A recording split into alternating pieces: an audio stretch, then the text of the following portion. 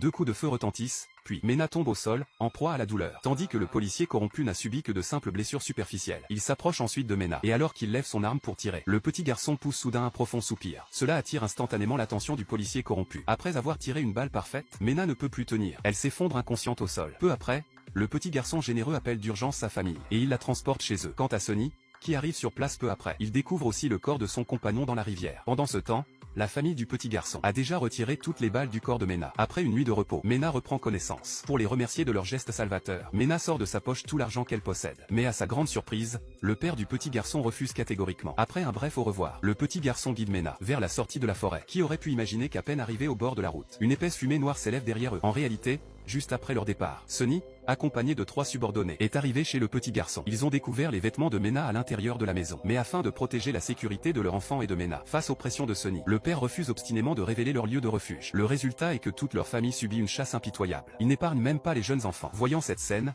le petit garçon et Mena font immédiatement demi-tour et courent vers la maison. Mais tout est déjà trop tard. Leur maison a déjà été réduite en cendres, transformée en un champ de ruines. Mena contemple ce spectacle, le cœur déchiré, et ressent une profonde culpabilité. Quant au petit garçon, dévasté par la perte de ses proches, il éclate en sanglots. En voyant le mégot par terre, Mena atteint un sommet de colère. Elle sait que tout cela est l'œuvre de Sonny et de ses hommes. Après avoir organisé un enterrement sommaire pour la famille du petit garçon, Mena sort machinalement son pistolet. Elle fait alors une promesse silencieuse. Quoi qu'il en coûte, elle leur rendra justice. Par un malheureux hasard, les balles du pistolet ont toutes été tirées. Le petit garçon comprend aussitôt. Ensuite, guidés par le petit garçon, ils arrivent dans une grotte cachée. Le sol est jonché de cadavres en décomposition. Mena récupère sur un squelette une boîte de balles et un fusil. Mena s'apprête désormais à entamer officiellement sa vengeance. À ce moment-là, Sonny et ses subordonnés se trouvent sur un terrain dégagé, profitant du soleil. Ils ignorent totalement que le danger approche en silence.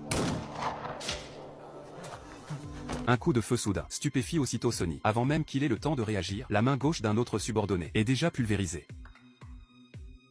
Sonny et le chauve s'enfuient aussitôt à toutes jambes. Mena, à distance, vise rapidement et tire. Mais malheureusement, les balles qu'elle tire passent toutes parfaitement à côté d'eux. Les deux hommes continuent à courir à perdre haleine et se cachent derrière des rochers. Sonny demande au chauve de vérifier si Mena les suit. Le chauve fait prudemment le tour du regard, ne remarquant pas sa présence, juste au moment où il pousse un soupir de soulagement, pensant être en sécurité.